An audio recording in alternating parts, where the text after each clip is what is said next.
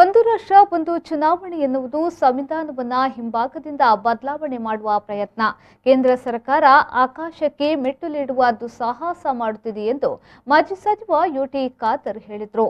ಅವರು ಮಂಗಳೂರಿನಲ್ಲಿ ಮಾಧ್ಯಮಗೋಷ್ಠಿ ನಡೆಸಿ ಮಾತನಾಡಿ, ಒಂದು ರಾಷ್ಟ್ರ ಒಂದು ಚುನಾವಣೆಯನ್ನ ವಿಪಕ್ಷ ಕಾಂಗ್ರೆಸ್ ತೀವ್ರವಾಗಿ ಖಂಡಿಸುತ್ತದೆ. ಒಂದು ರಾಷ್ಟ್ರ ಒಂದು ಚುನಾವಣೆ ಸದನದಲ್ಲಿ ಚರ್ಚಿಸುವ ವಿಚಾರವೇ ಅಲ್ಲ.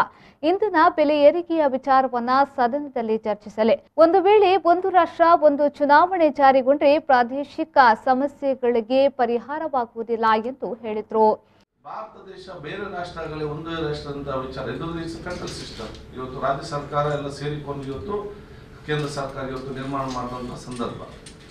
ಸೊ ಒಂದು ಪ್ರಾದೇಶಿಕ ಒಂದು ರಾಜ್ಯಕ್ಕೆ ಸಂಬಂಧಪಟ್ಟಾಗೆ ಭೌಗೋಳಿಕವಾಗಿ, ಭಾಷಾವಾರವಾಗಿ ಮತ್ತು ಜಾಗ್ರಫಿ ಟೊಪೋಗ್ರಫಿ ಎಲ್ಲ ಕೂಡ ಇವತ್ತು ಚೇಂಜಸ್ ಇರುವಂಥ ಸಂದರ್ಭದಲ್ಲಿ ಸೊ ಆ ಒಂದು ವಿಚಾರ ಸಂಬಂಧಪಟ್ಟಾಗೆ ಬೇರೆ ಬೇರೆ ವಿಚಾರಗಳಿರ್ತದೆ. ಕೇಂದ್ರ ಸರ್ಕಾರ ಎಂಪಿಗೆ ಓಟಿಗೆ ಚುನಾವಣೆಗೆ ಓಟು ಕೊಡುವವನು ರಾಜ್ಯ ಚುನಾವಣೆಗೆ ಅದಕ್ಕೆ ಕೊಟ್ಟಿಗೆ ಹೇಳಲಿಕ್ಕೆ ಆಗುದಿಲ್ಲ. ಯಾಕೆ? ಇಲ್ಲಿಯ ಸಮಸ್ಯೆಗಳೇ ಬೇರೆ, ಪ್ರಾದೇಶಿಕವಾದ ಸಮಸ್ಯೆಗಳಿರ್ತದೆ.